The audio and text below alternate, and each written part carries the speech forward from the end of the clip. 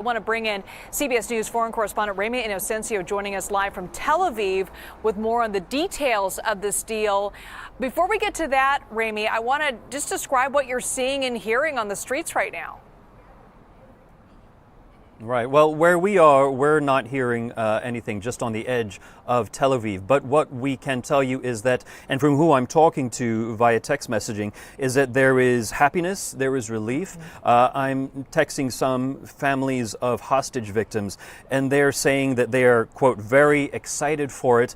Relief, though, but also complications, because in particular, one person I'm talking to is saying that their loved one, their younger brother, is not on this initial list of 33 hostages that is expected to come out over now the next 42 days or so. So this person says that they hate this deal, but at the same time that they're excited for the possibilities looking ahead. As you would expect, though, relief among people here in Israel hoping for this after the past 466 days of war. But this has also been coming after 15 months of emotional anxiety, of hope that has been rising and that has been dashed ever since talks, negotiations have been happening ever since this past summer.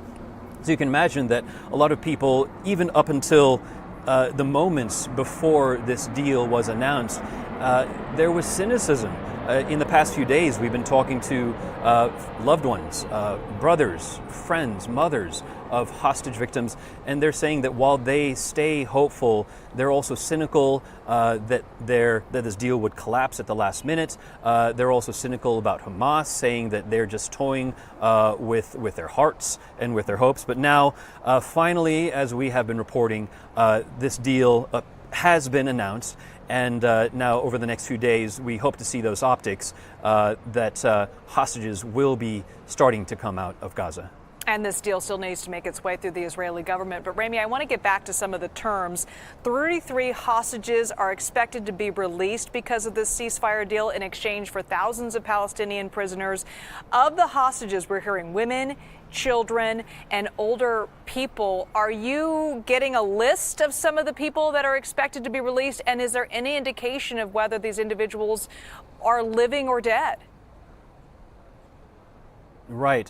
That has been an open question, one of the sticking points, really, for Israel, demanding Hamas to know who is alive and who is dead on that list. And to your first question, there has been a list that Hamas resurfaced over the past few days of 33 people. We're told that that list has actually existed ever since last summer during negotiations. It has popped in and out, and then Hamas did refloat this again. Unsure, though, not made public, is who is or how many people are alive, how many people are dead. But according to Israeli intelligence, they believe that about a third of the people on that list are dead, and that could be as high as half of them. It's understood that possibly 2 of those people are also American citizens. Also unsure, though, the state of them, whether they are alive or dead. But all we know is that there are 33 people, and in terms of the mechanics of it, from what we understand, for every one living hostage that is released, it's understood that 30 Palestinian detainees would be released in exchange. But for every one female Israeli soldier, male Israeli soldiers would be released in phase 2. But for female Israeli soldiers, it's understood that 50 detainees may be released for them. So you can see that there's a difference in terms of the value of whether someone is considered a soldier or someone who's considered a civilian. But Israel holds many Palestinian detainees, an estimated 11,000 or so, but they are demanding that they extract as many people as they can for these hostages that hopefully will be coming out soon. And Ramy, you mentioned in that special report that over the weekend, the violence in that area has really ramped up.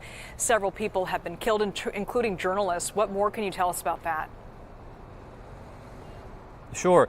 In fact, over the past few weeks and in the ramp up in this past week, several hundred people, 600 to 700 people at least, have been killed since the start of the new year. That number has risen close to 47,000 now just over the past 2 weeks. And our CBS News crew in Gaza had been telling us when sunset fell over the course of the past few evenings that they heard reports of intense bombing up and down the Strip. The belief there is that Israel's military was trying to exert maximum pressure to either force the deal that we're now talking about, to really put maximum pressure, maximum fear on Hamas and other Hamas-led militants. But in addition, there's the idea that in order to potentially get rid of as much of Hamas's militants, infrastructure as possible before that ceasefire would actually take hold.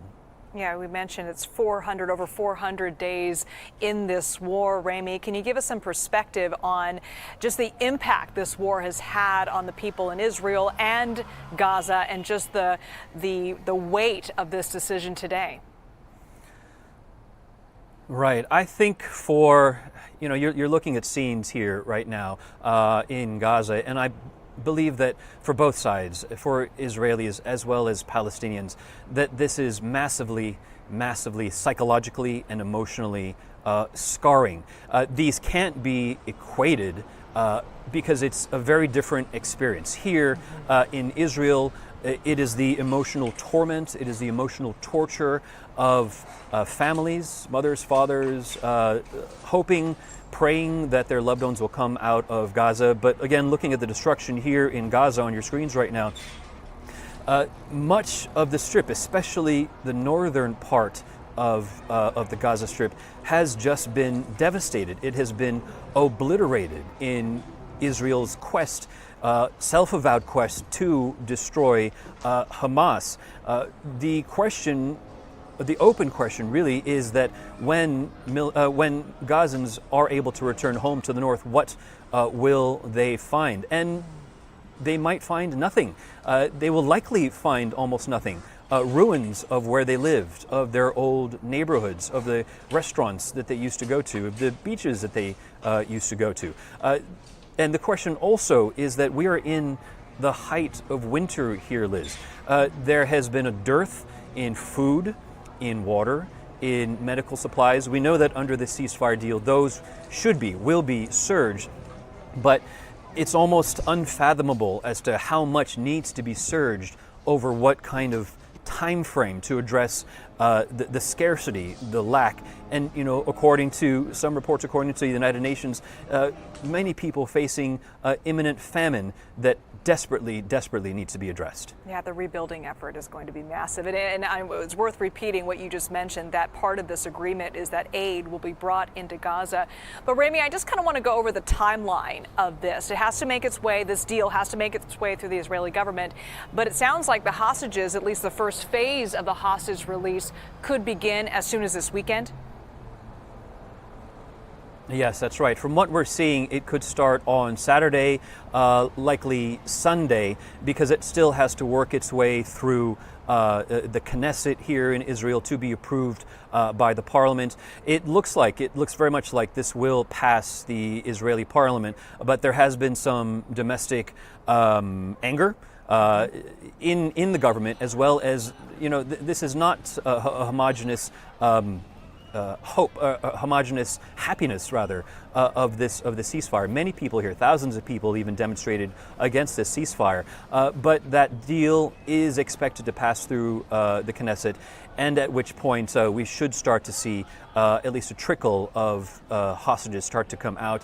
It's understood that the first batch of hostages could be perhaps 3 women, and then every week thereafter there could be 3 or 4 others who are released. So, for example, on day 1, on day 7, on day 14, through this phase 1, through 42 days, and on the last day, it's estimated that about 14 of the final Israeli hostages in this batch, in this group, would be then freed. Off of that, during that time, if things go well, Israel and Hamas, through negotiators, will be talking about the dynamics, the logistics of so-called Phase 2. During that phase, that would then focus on the release of the other hostages. And these are the younger male hostages as well as male soldiers who are being released. It's also going to focus on, as we talked about, the reconstruction of Gaza, which will take not months, years likely. In addition, the governance of Gaza, because Israel, Prime Minister Benjamin Netanyahu said that Hamas cannot be reconstituted, cannot be trusted to come back to govern the Gaza Strip. With that said, some parties, international parties, want the Palestinian Authority to come back to power, but also Israel's Prime Minister says he does not want that to happen. So there again, it is an open question and a massive hurdle as to the future. After the hostages are released in Phase 1 and then in Phase 2, reconstruction and governance, this will take years. Yes, no question. All right, Ramy Inocencio, live for us from Tel Aviv. Ramy, thank you so much for that.